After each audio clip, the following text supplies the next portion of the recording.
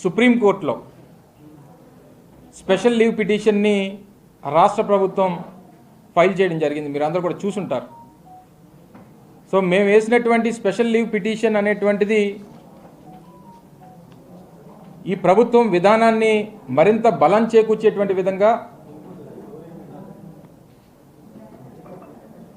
ఈ ప్రభుత్వం తీసుకున్నటువంటి నిర్ణయాన్ని అమలు చేసేటువంటి విధంగా ముందుకెళ్లేటువంటి క్రమంలో వేస్తున్నటువంటి అడుగులు ఇవన్నీ కూడా.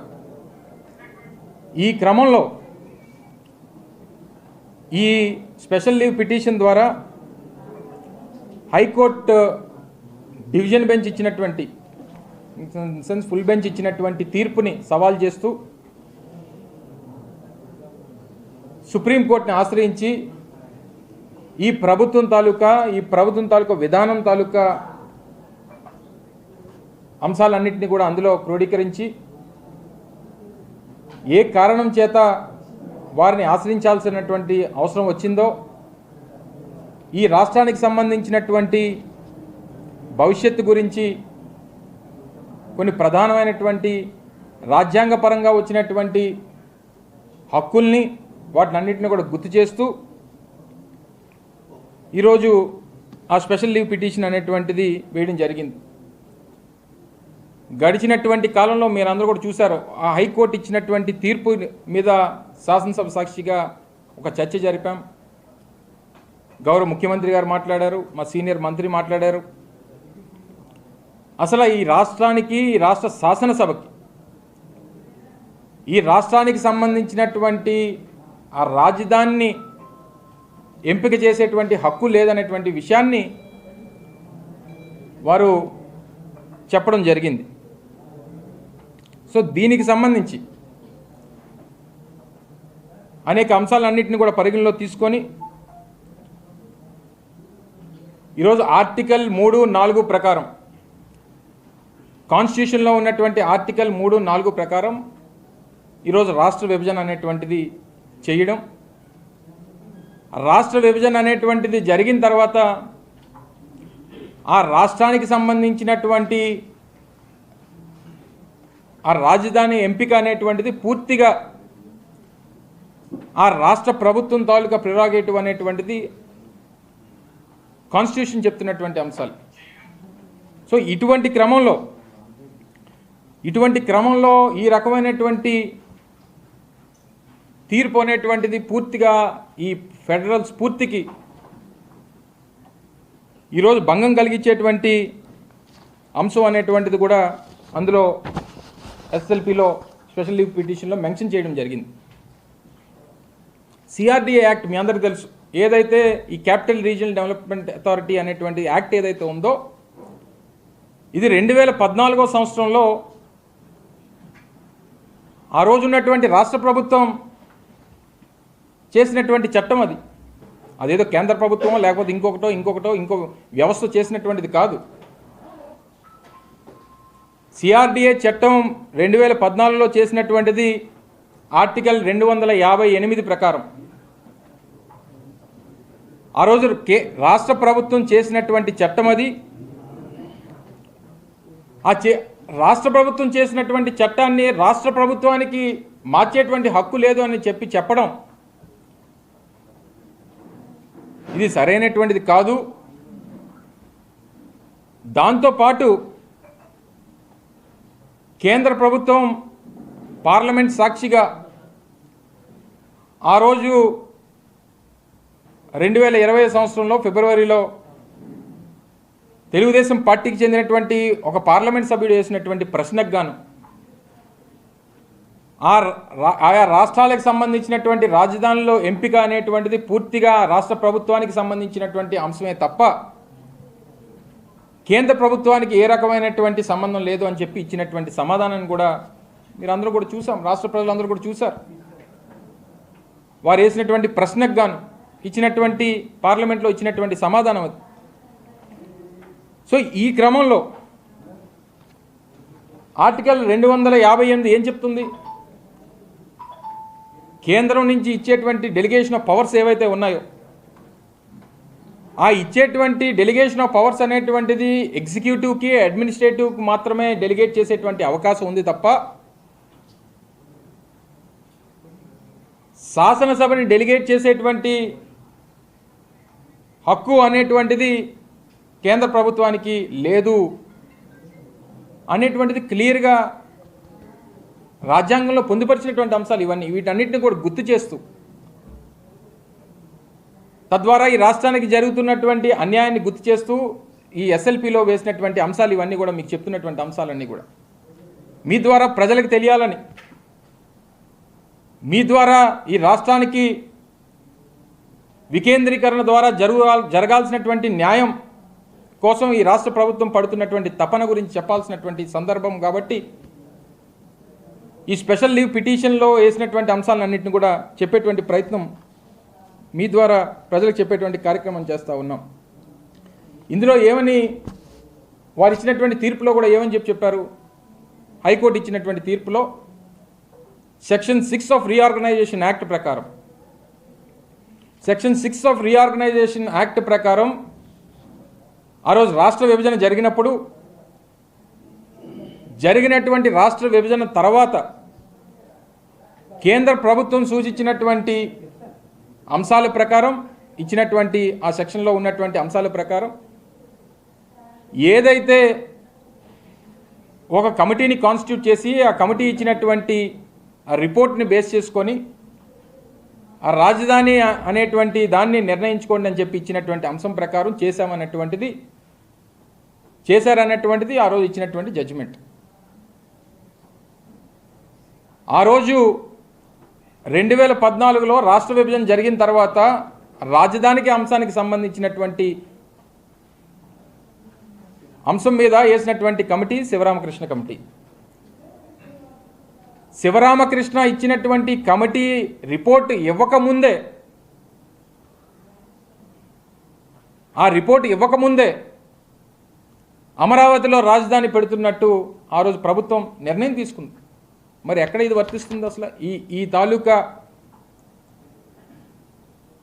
ఇది ఎక్కడన్నా చట్టానికి లోబడి కానీ లేదా వారు చెప్పినటువంటి వారు ఇచ్చినటువంటి తీర్పుల్ని అందులో మెన్షన్ చేస్తున్నటువంటి తీర్పులో అసలు ఆ శివరామకృష్ణ ఇచ్చినటువంటి రిపోర్టు ఆధారంగా ఎక్కడన్నా తీసుకొని నిర్ణయం చేశారో ఒక్కసారి ఆలోచన చేయమని చెప్పి కోరుతా ఉన్నాం. ఒకసారి దాన్ని పరిగణలో తీసుకోమని చెప్పి కూడా సుప్రీంకోర్టుకి వేసినటువంటి ఎస్ఎల్పిలో వేయడం జరిగింది. వీరు వేసినటువంటి కమిటీ ఎవరు, తీసుకున్నటువంటి నిర్ణయం ఏమిటి? ఆ రోజు శివరామకృష్ణ ఇచ్చినటువంటి కమిటీ రిపోర్ట్ రాకముందే వీరు నిర్ణయం తీసుకొని నారాయణ కమిటీని వేసి, వీళ్ళ కమిటీలో ఉన్నటువంటి సభ్యులు నారాయణ గారు, వారి పార్టీకి చెందినటువంటి ఎంపీలు, అప్పట్లో ఉన్నటువంటి ఆ పార్టీకి చెందినటువంటి ఎంపీ సుజనా చౌదరి, వీరు వారి కమిటీ. శివరామకృష్ణ ఇచ్చినటువంటి కమిటీ ప్రకారం ఎక్కడ కూడా అది అమలు చేయలేదు. అయినప్పటికీ ఆ రోజు సిఆర్డిఏ యాక్ట్ అనేటువంటిది అప్పుడు ఉన్నటువంటి ప్రభుత్వం తీసుకున్నటువంటిది, అంటే అప్పుడు ఉన్నటువంటి శాసనసభ తీసుకున్నటువంటి నిర్ణయం.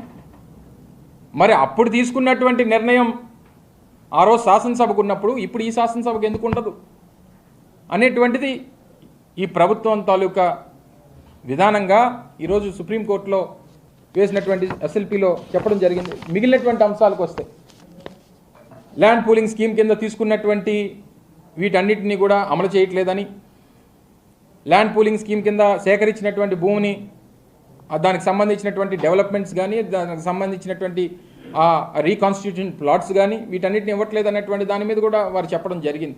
దానికి సంబంధించి 2024 వరకు సమయం ఉంది.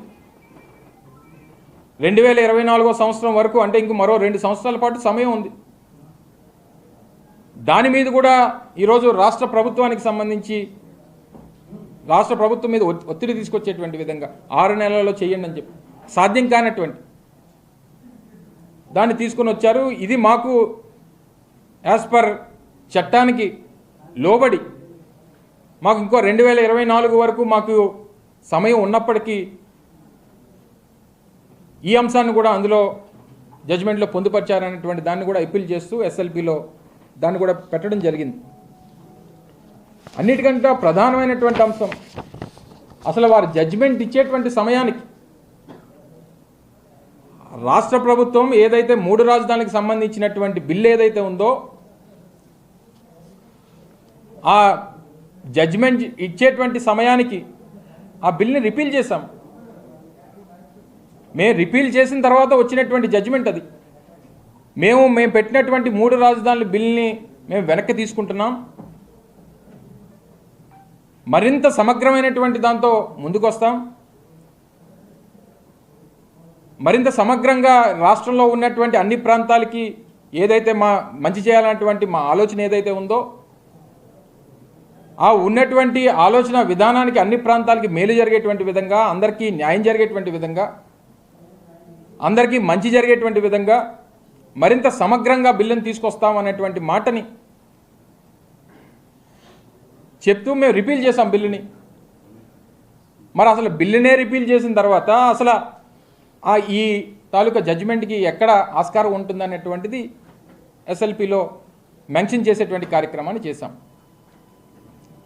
దాంతోపాటు అసలు ఈ రాష్ట్రంలో ఉన్నటువంటి శాసనసభకి ప్రధానమైనటువంటి అంశాలు ఎగ్జిక్యూటివ్ అనేటువంటిది, జ్యుడిషియల్ అనేటువంటిది, లెజిస్లేటివ్ అనేటువంటిది మూల స్తంభాలు ప్రజాస్వామ్యంలో. ఒక దాంట్లో ఒకటి చొచ్చుకుపోయి ఎవరికి ఉన్నటువంటి పవర్స్ని విఘాతం కలిగించేటువంటి కార్యక్రమం జరిగితే ప్రజాస్వామ్యానికి నష్టం వాటిల్లుతుంది అనేటువంటి దాని మీద ఒక చర్చ జరిగింది. మరి ఈ ప్రధానమైనటువంటి దీంట్లో వాళ్ళు బిల్లే రిపీల్ చేసి మళ్ళీ సమగ్రమైనటువంటి బిల్లుతో వస్తామని చెప్పి ఈ అంశాన్ని కూడా వారికి చెప్పిన తర్వాత అసలు మీరు కేసు వేసింది కానీ లేదా కేసు వచ్చింది కానీ మేము పెట్టినటువంటి బిల్లు మీద అలా బిల్నే రిపీల్ చేస్తామని తర్వాత జడ్జిమెంటు దేనికి అనేటువంటిది కూడా మేము ఆ రోజు ప్రభుత్వం కోర్టుని అడగడం జరిగింది. అయినప్పటికీ సరే వారికి ఉన్నటువంటి పరిధి మేరకు వారు జడ్జిమెంట్ ఇచ్చారు. ఆ జడ్జిమెంట్ని ఈరోజు ఛాలెంజ్ చేస్తూ సుప్రీంకోర్టులో ఎస్ఎల్పి వేయడం జరిగింది. దీనికి సంబంధించి నేను చెప్పినటువంటి ప్రధానమైనటువంటి అంశాలన్నింటినీ కూడా అందులో పొందుపరిచి రాష్ట్ర శాసనసభకి ఉన్నటువంటి పవర్స్ని అన్నిటిని కూడా మెన్షన్ చేస్తూ ఈరోజు అనేక సందర్భాల్లో ఈ వికేంద్రీకరణ అనేటువంటి దాని మీద గతంలో చాలా సందర్భాల్లో చెప్పాను. అనేక సందర్భాల్లో శ్రీకృష్ణ కమిటీ వేసినటువంటి సందర్భంలో కానీ, అంటే తెలంగాణ కోసం ఉద్యమం జరుగుతున్నటువంటి తరుణంలో అప్పుడున్నటువంటి ప్రభుత్వాలు శ్రీకృష్ణ కమిటీ కాన్స్టిట్యూట్ చేసినప్పుడు కానీ ఆ రోజు వారేం చెప్పారు, అభివృద్ధి అంతా కూడా హైదరాబాద్లో కేంద్రీకృతం అవడం వల్ల ఈరోజు ఈ ఉద్యమాలన్నీ కూడా వచ్చాయి. తద్వారా ఈరోజు ఇంత పెద్ద ఉద్యమం నడుస్తూ ఉంది. ఈరోజు రాష్ట్రాల విభజన చేయమని చెప్పి అడుగుతూ ఉన్నారు. అసలు ఈ తెలంగాణ ప్రాంతం కన్నా ఉత్తరాంధ్ర, రాయలసీమ ప్రాంతాలు మరింత వెనుకబాటుతనంలో ఉన్నాయనేటువంటిది ఆ రోజు ఇచ్చినటువంటి కమిటీ రిపోర్ట్. తర్వాత రాష్ట్ర విభజన జరిగిన తర్వాత శివరామకృష్ణ కమిటీ ఇచ్చినటువంటి రిపోర్ట్ కూడా వికేంద్రీకరణ అనేటువంటిది మంచిది, గతంలో జరిగినటువంటి ఒక అంశం హైదరాబాద్ అనేటువంటి దాని గురించి జరిగినటువంటి ఉద్యమం మనం చూసాం. తెలంగాణ పేరుతో జరిగినటువంటి ఉద్యమం గతంలో కూడా చాలా సందర్భాల్లో చెప్పాను. తెలంగాణ ఉద్యమం అనేటువంటిది కేవలం హైదరాబాద్ కోసం జరిగినటువంటిది. ఈ హైదరాబాద్ కోసం జరిగినటువంటి ఎంతమంది వెళ్ళి గడిచినటువంటి కాలంలో మొదట్లో జరిగినటువంటి పూర్వం మద్రాస్ ప్రెసిడెన్సీ ఉన్నప్పుడు ఆ రోజు మద్రాస్ అభివృద్ధి అంతా కూడా అప్పుడున్నటువంటి తెలుగు వాళ్ళు అంతా కూడా చేసినారు. సరే, తర్వాత మళ్ళీ విభజన జరిగింది. మొదట్లో కర్నూలు కొంతకాలం క్యాపిటల్గా ఉంది. తర్వాత హైదరాబాద్ అభివృద్ధి జరిగింది. హైదరాబాద్ ఎన్నో ఏళ్లగా జరుగుతున్నటువంటి అభివృద్ధి, దాంట్లో కూడా మన తాలూకా పాత్ర ఉంది. ఈరోజు దాని తాలూకా పాఠాలన్నీ కూడా తెలుసుకున్నాం. సో మళ్ళీ అటువంటి తప్పు జరగకూడదని చెప్పి శివరామకృష్ణ కమిటీ రిపోర్ట్ ఇచ్చింది. వికేంద్రీకరణ అయితే మంచిది అనేటువంటిది చెప్పడం జరిగింది. ఆ రోజు ఆయన చెప్తే చివరికి చంద్రబాబు నాయుడు గారు శివరామకృష్ణ గారి మీద కూడా టాప్ స్టాల్వర్డ్స్ అందరినీ కూడా ఆ రోజు కమిటీలో పెట్టారు. శివరామకృష్ణ కమిటీలో అప్పటి వరకు ఉన్నటువంటి కమిటీ మెంబర్స్గా ఆ రోజు పట్టణాభివృద్ధిలో పనిచేసినటువంటి కేంద్ర స్థాయిలో పనిచేసినటువంటి స్టాల్వర్డ్స్ అందరినీ కూడా తీసుకొచ్చి పెడితే వాళ్ళకి భూములు అక్కడ ఉన్నాయని చెప్పి వాళ్ళ మీద నింద మోపేటువంటి కార్యక్రమం చేశారు. వారు అక్కడ భూములు కొనుక్కుందామని చూస్తున్నారు, లేదా భూములు కొన్నారు, అందుకే ఆ ప్రాంతంలో పెట్టమన్నారు, ఈ ప్రాంతంలో పెట్టమంటున్నారు అనేటువంటి మాట వారు చెప్పడం జరిగింది. వారు చెప్పినటువంటి కొంతమంది దాంట్లో విశాఖపట్నం అనేటువంటి దాన్ని కూడా వారు ప్రస్తావించారు.